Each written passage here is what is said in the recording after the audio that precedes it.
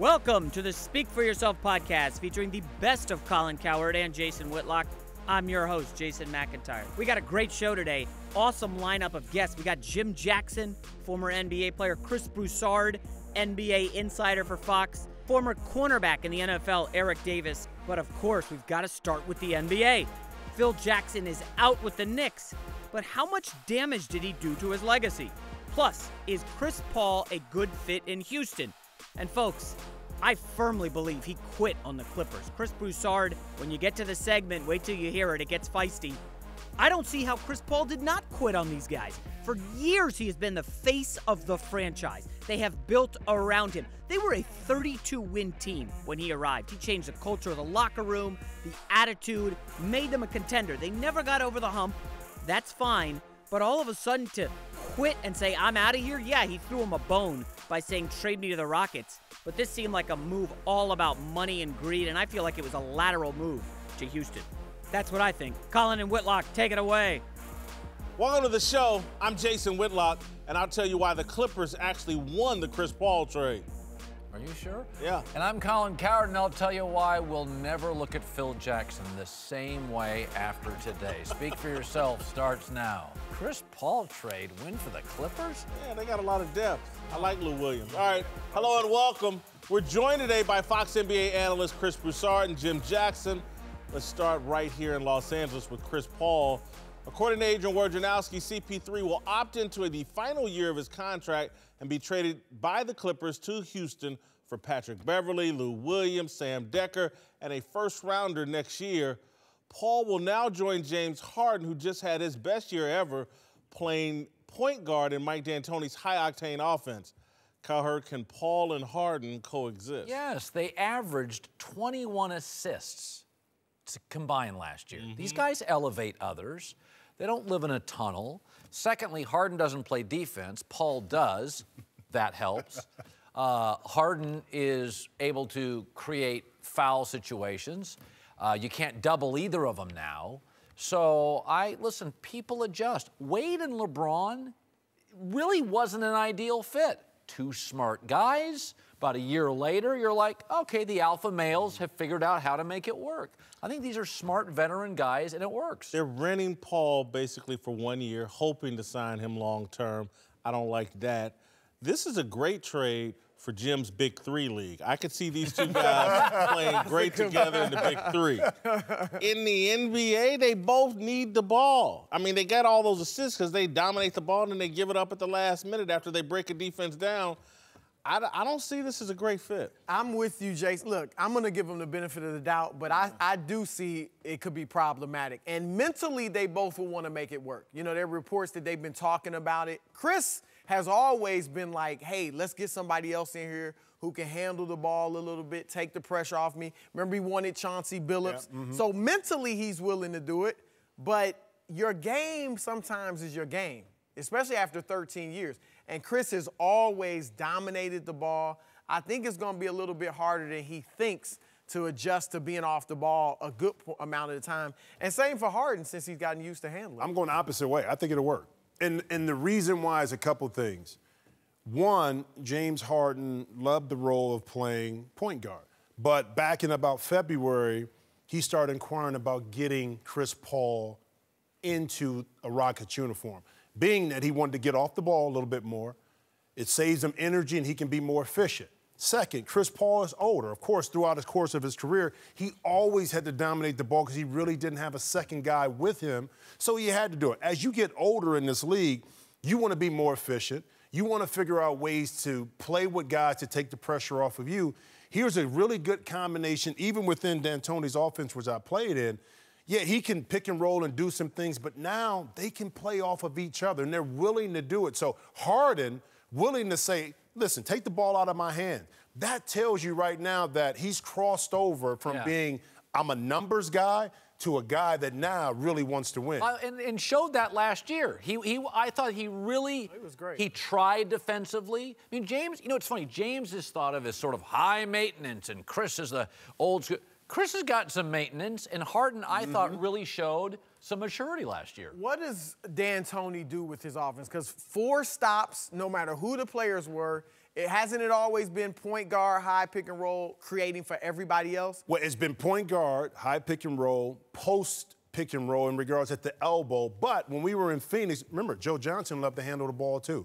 So sometimes to relieve Steve Nash, what he did was had Joe initiate the offense and run pick and rolls and do some things. That's why we were so potent in regards to being able to score, because you had a bigger point guard that can beat you, but then you had Steve Nash who just dissected. So it's all about playing off. They were sharing the ball. You know what? Houston still is going to be aggressive. They need another piece. They can't stop here. And as I'm sitting here listening to you all talk, I started thinking back.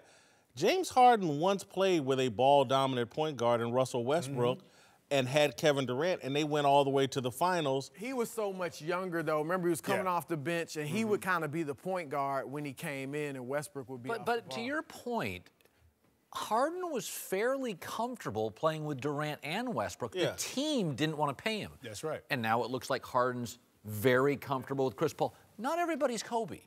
There are guys in this league, to your point, that are okay, that don't want to be the interview after every game. He dated a Kardashian, and he's like, I'm out of here. I'm not into this stuff. Maybe Harden's more mature and doesn't need to be as ball-centric as we think. I say this, as a player, to be efficient, you have to have help.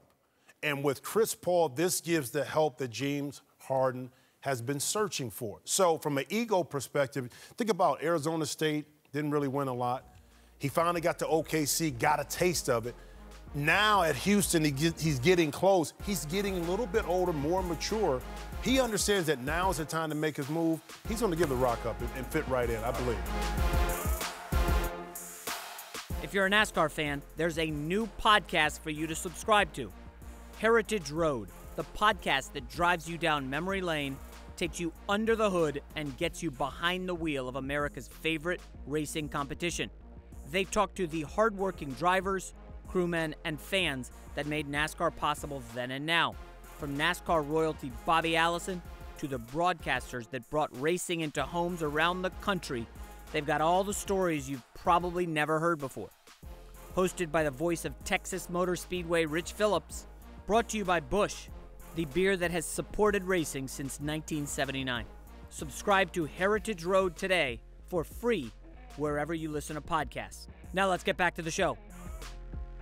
We're joined now by the founder of the big league, Jason McIntyre. Let's return to the Clippers, who reportedly are trading Chris Paul to the Rockets in exchange for half of Texas.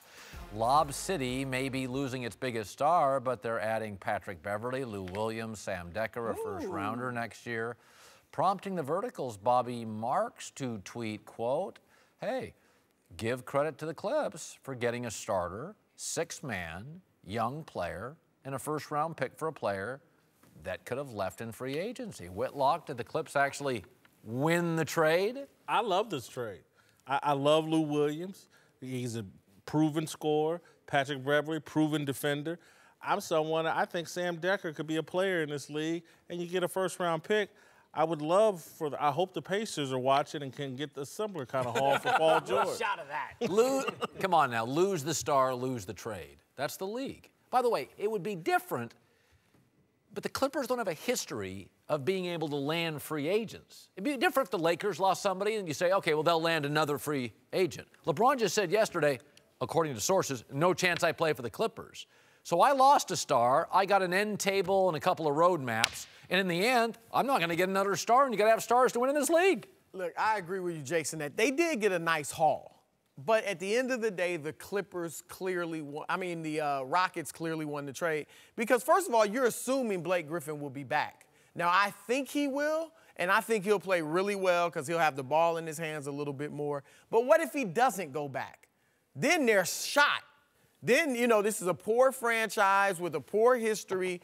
Doc Rivers now, to me, this is an indictment on Doc. That Chris Paul, one of the biggest stars in the league, one of the most powerful individuals in the league, he's president of the Players Association, just left a coach whose image and reputation has been around feeding veterans and getting along with them and getting the best out of them. So how are players now looking at that situation where Doc is president and coach? So that's another black mark against the organization. So I think the Rockets clearly won this. I think that, listen, that's a great point. It is an indictment. Change your mind? No, not completely. It's an indictment of Doc, but a bigger indictment of Chris Paul. I consider him he's a total quitter. He walked away from the... Was LeBron a quitter when he left Cleveland? Hold on, he was the face of the franchise. Remember, guys, 2 years ago... LeBron wasn't? Was LeBron a quitter? Hold on, did Durant? LeBron do this? Hold on. 2 years ago, DeAndre Jordan's leaving for the Mavericks. Chris Paul cuts his banana boat vacation with his wife short to fly in and recruit DeAndre Jordan. We got to have you, man. I know we've had beef. We need you. Come back. DeAndre Jordan comes back, and that was actually a terrible decision because Jordan doesn't fit in the new NBA. Chris Paul was the face of the franchise, recruiting people. Jerry West just came to the Clippers. Hold on, okay? was He's LeBron, built the did Warriors, you say LeBron the was a Grizzlies, quitter? the Lakers. No, I didn't say LeBron. Okay, so what's the difference? LeBron, they didn't he wasn't the face of the Cleveland Chris, franchise? they didn't build around LeBron. They gave him Antoine Jameson and Shaq.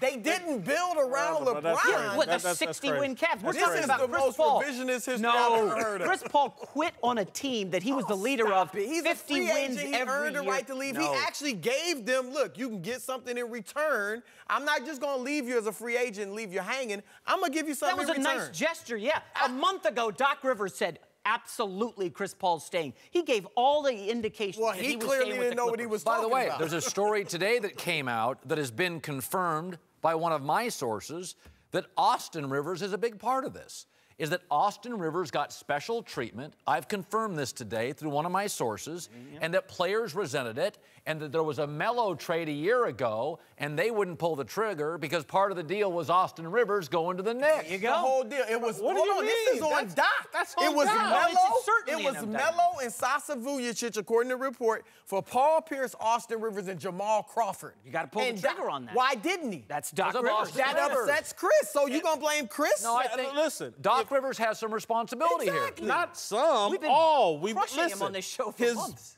son and his relationship with his son is driving the decision-making in the organization, and we supposed to be mad at Chris Paul for Exactly. saying, Well, you could be mad at both. It's not No, just why? one. Chris is a free agent. He went to a better situation that he Oh, believed. really? He made a lateral move For to the him, it was Rockets? a better situation. Oh, okay, yeah. I'm just great saying move. you can't say Chris Paul's a quitter, but not say LeBron or KD was a critter. They did the same thing.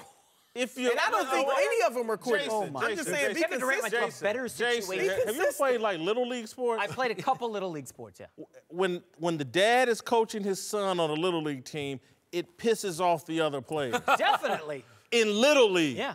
Now, if you're in professional sports where this is your career and your life and your legacy on the line, and the dad is running the team to benefit his son, you think Chris Paul's not going to be upset? Of course he would be upset. So why Certainly. you blaming get Doc Chris? out of there. To some other big NBA news. Phil Jackson and the Knicks have mutually agreed to part ways, with Phil and owner James Dolan unable to reconcile their differences about the direction of the franchise. Despite disastrous tenure in New York, Dolan still says, quote, Phil's legacy of the game of basketball is unmatched. While Phil expressed disappointment about his time in New York, saying, I had hoped, of course, to bring another title championship to the Garden. As somebody who treasures winning, I'm deeply disappointed that we weren't able to do that. New York fans deserve nothing less. I wish them and the Knicks organization all the best today. And as always, Jason, did Phil's tenure with the Knicks, do you think it tarnishes his legacy? Yeah, I think it did. I think we're very comfortable looking at the players and the young players. Oh, they're greedy, and it's just about money. And when the old guys in the executive chair do something really, really greedy like he did, I think he figured out very quickly he's not a good executive, and he's been trying to get fired, collect his money while sitting at home. This is a greedy move by Phil. I thought he was, he did everything he could to get fired at the end. Yeah, this tarnishes his legacy, and I think he looks like a greedy athlete. Yeah, I mean, being called Zen Master is awesome when you're winning. But when you're called Zen Master at 70 and you're losing, you look like crazy old guy that smokes too much pot and does yoga all day. Like, it ain't the same, man. He looks like a crazy old dude right now. Well, Colin, here's the thing, too. The Zen Master worked because he was able, at the Lakers, when I was there, to have hands-on. He was in the locker room. He was on the bench. He was in front of his guys. So that mental philosophy, the thought process, he was able to get a sense and feel from his players. But once you get to the front office, you're far removed from the day-to-day contact with the players, so you don't have the impact. I played for Pat Riley. Pat went from the bench to the front office. But keep in mind, he was so hands-on, he still is now, that his impact is still felt, and Chris, you know this, between the players and the coaches. That's why he's been able to be more successful and make that transition, unlike Phil, who from a philosophy perspective still didn't have the same impact on players. And he's still mumbling about the triangle. He looks like an old, rigid guy who's lazy and greedy, man. Now, look, you can't ruin 11 championships, but you can tarnish it, and he definitely tarnished it. One, because it's in New York, where everything is magnified. Yeah. But two, it's not just that he couldn't lift them back to winning, because if Magic doesn't lift the Lakers back to winning, it won't tarnish his legacy. It's the foolishness that went on. Yeah. It's the LeBron posse comments. It's the attachment to the triangle, the Joakim Noah contract, the arguments with Melo driving him out. Now you ruin your relationship with Kristaps Porzingis. Like, it's all that ruined it. If he had just gone there and, man, I just can't build a winner, okay, that's fine. But all these shenanigans, he looked, like you said, he looks But can I ask you a question? Why is it that a couple of months ago, Dolan and he agreed to extend his contract, and now all of a sudden it's, well, he got to go? You're right. But I'm saying, but you knew back then what the issue was. Well, this is Dolan got money from his dad, and he'd rather be in a band. He's not paying attention. Draft night, he was on stage somewhere, and in New York. Right. So this is not a well-run franchise. As much as we bang on Phil Jackson today, they were a mess before Phil Jackson. They were a mess before Melo, and they're a mess today. I still say the heart of the issues is ownership. By the way, before the Warriors, in the last 5 years, got their act together, what's the first thing they did 5 years ago? Got a new owner. Listen, I agree with what you're saying, but Phil brought a huge reputation. He's the Zen Master, 11 titles. He's the Red Auerbach of this generation. The owner basically gave him a blank check, do what you want to do. Phil messed it up.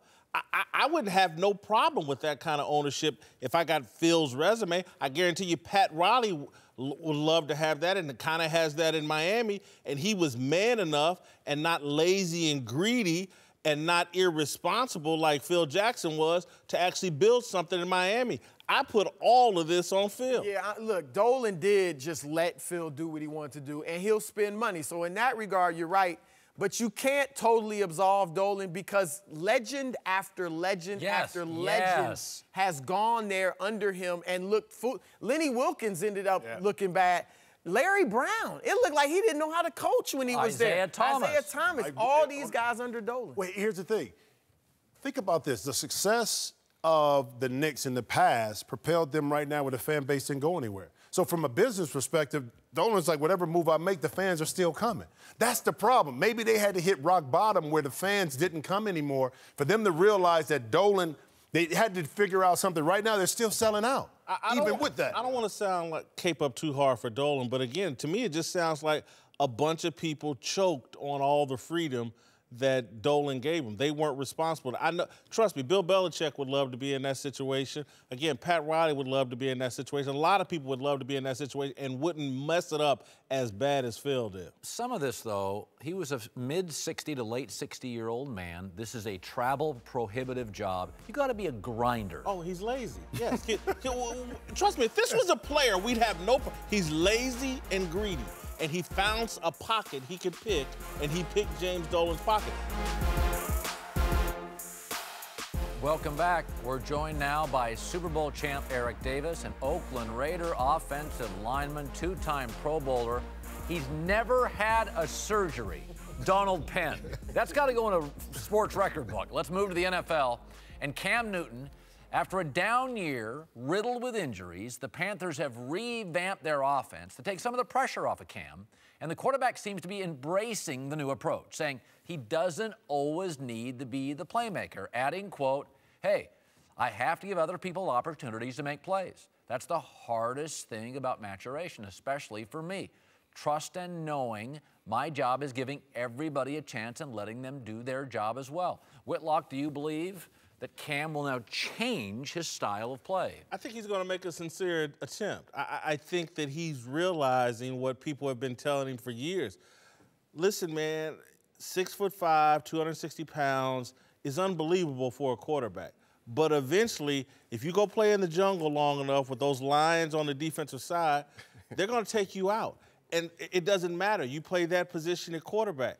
And so I believe Cam is going to try to let these guys they've surrounded with, Curtis Samuel, Christian McCaffrey, the other guys carry the load and him be a bit more of a facilitator and not try to make every play. It's the smart play. I'm not surprised he's talking about it. Yeah, I think he'll adjust.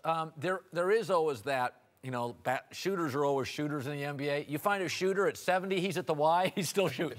Like guys, that's just the reason. Some guys, Cam has always been the biggest guy since 6th grade on a football field, and he's always had a huge arm, and that's why his mechanics have deteriorated, because his mechanics can deteriorate. Tom Brady's have to be perfect. So I think he'll adjust, but I do wonder, is Cam sort of Cam? He is sort of Cam. Now you say, will his style change? Can it change? Yes. Will it? No, it won't. And you just mentioned his mechanics. The reason I'm going to say his style won't change because I look at Cam Newton and what Cam could possibly be. After he won the MVP, I say that he can win the MVP the following year. And that's what I said, because he can work on his mechanics. Cam's lower body in the pocket hasn't gotten any better since his 2nd year in the league. It's not deteriorating. He hasn't worked at it because he is so athletically gifted. So just like he hasn't changed that, and he won't change his style of play, even though he can. He's always utilized the people around him, but Cam is going to do what he does because of that body that he has, because of, you're built a certain way, and what he has been using works. He's not about to change. He's going to try.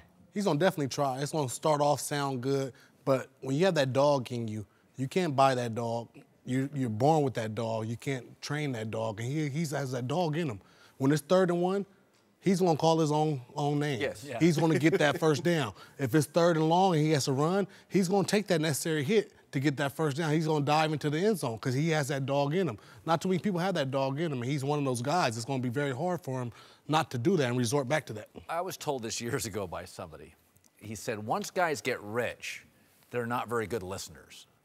And he said the one thing that a rich guy will listen to is something about his health. Hey, you don't stop smoking, you're dead. You don't stop eating that, you're dead. Like Cam's health now. Cam wakes up in the morning, he's beat up.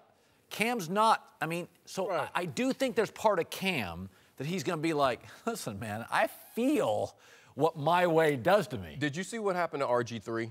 Yeah.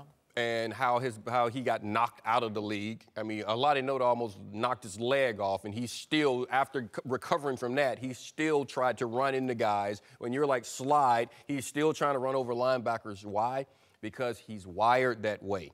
They don't know how to stop. It's not that simple. When you have seen the game a certain way and you've been accustomed to doing things a certain way, it's a very difficult thing to turn it off. That's why I even say down to his mechanics in the pocket.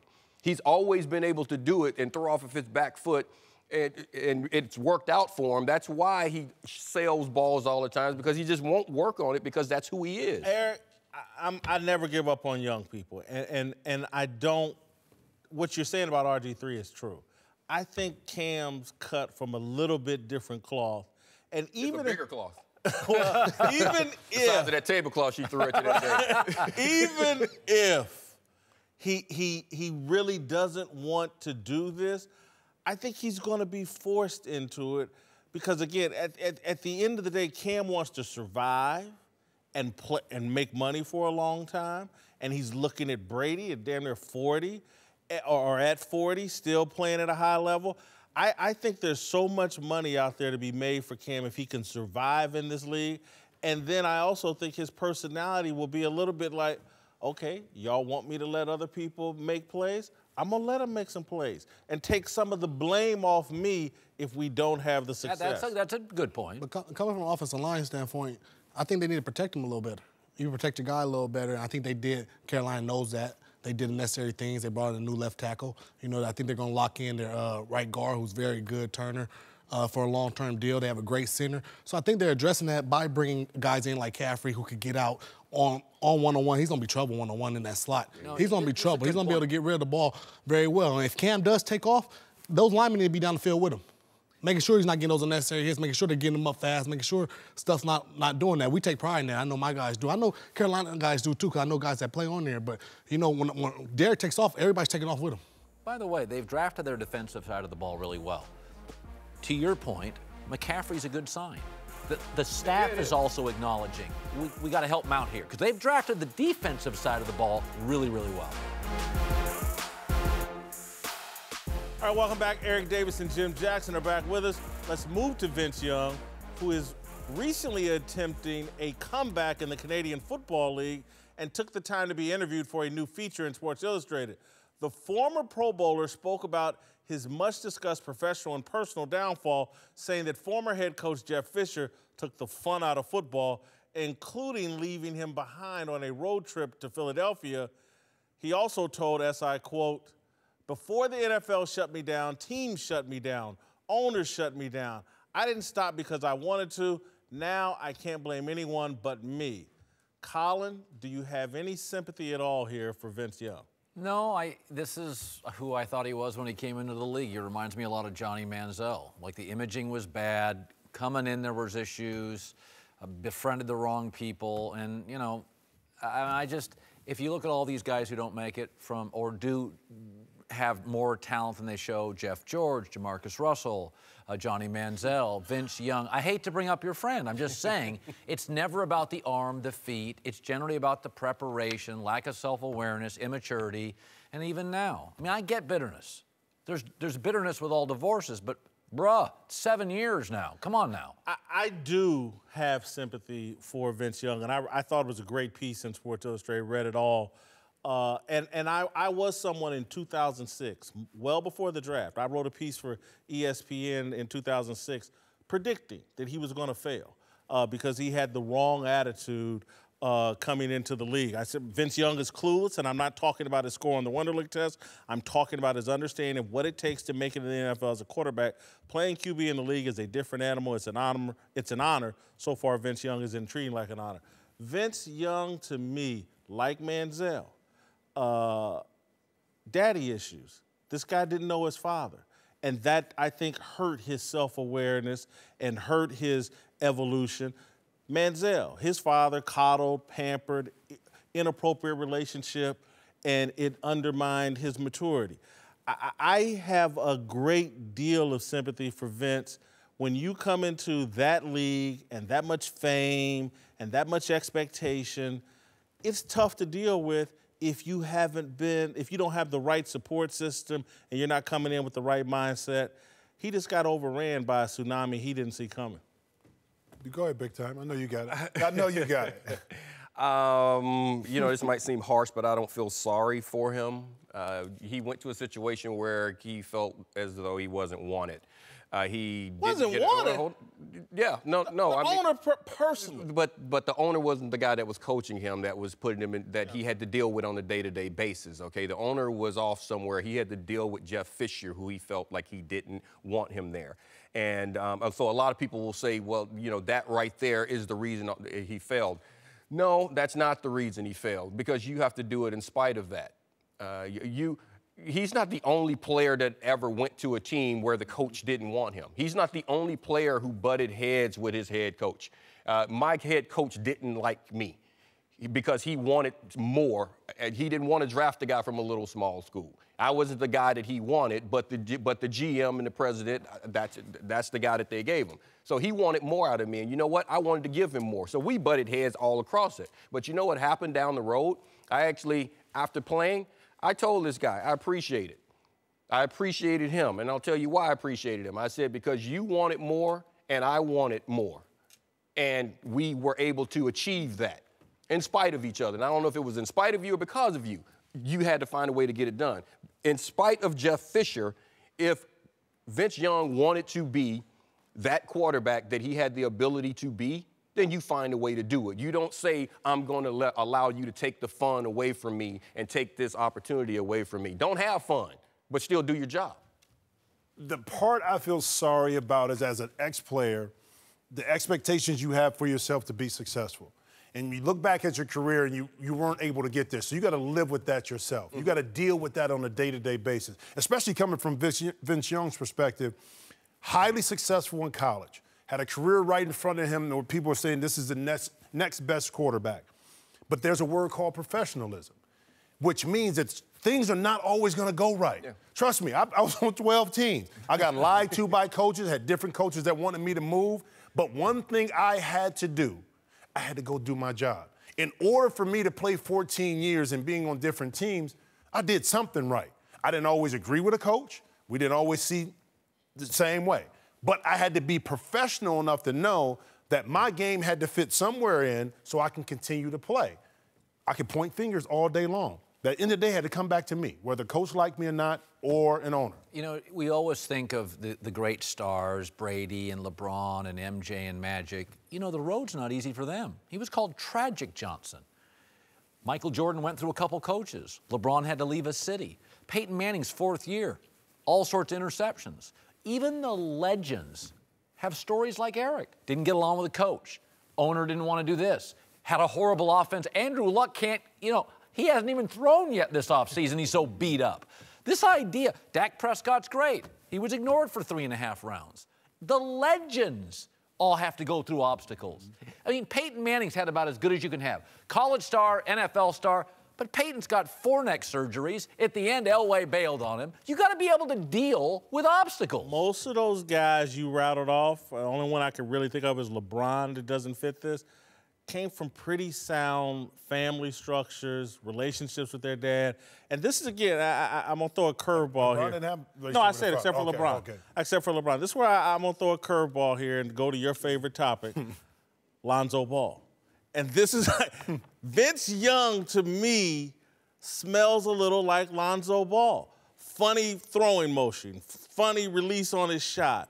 Hometown team, Houston and Bud Adams or Tennessee, demanding that they take or draft Vince Young. The Lakers and this guy coming home.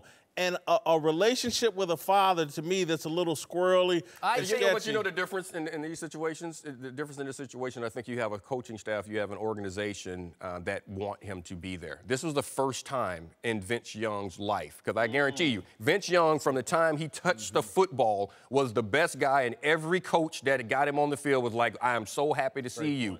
That was the first time he walked onto a field and had a coach look at him and turn his head.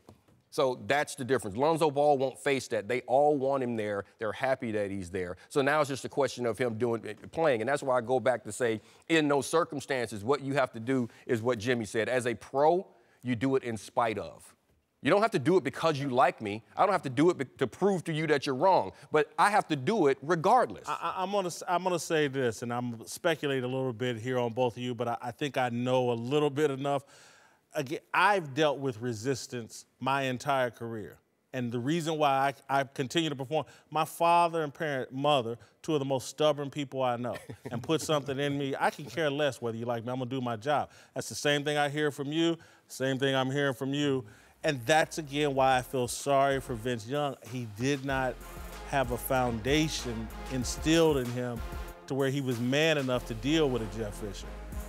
This is the Speak for Yourself podcast featuring the best of Colin Cowherd and Jason Whitlock. I'm your host, Jason McIntyre. Final thoughts on Vince Young. Boy, Whitlock nailed it back in 2006. Vince Young was not ready for this. He was not a finished product when he left Texas.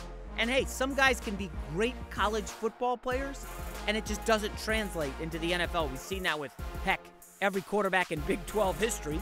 We saw that with Tim Tebow. Even Matt Leinart, Fox's own. Some of the guys, it just doesn't translate and doesn't happen. The off-field stuff with Vince Young, obviously very ugly, and that's a sad story, a sad chapter in his life, but hopefully he can move on and improve from here on out. We'll be back tomorrow. Who knows what NBA player will get traded or what rumor will surface. Subscribe to the show on Apple Podcasts, SoundCloud, YouTube. We're everywhere, folks. See you tomorrow.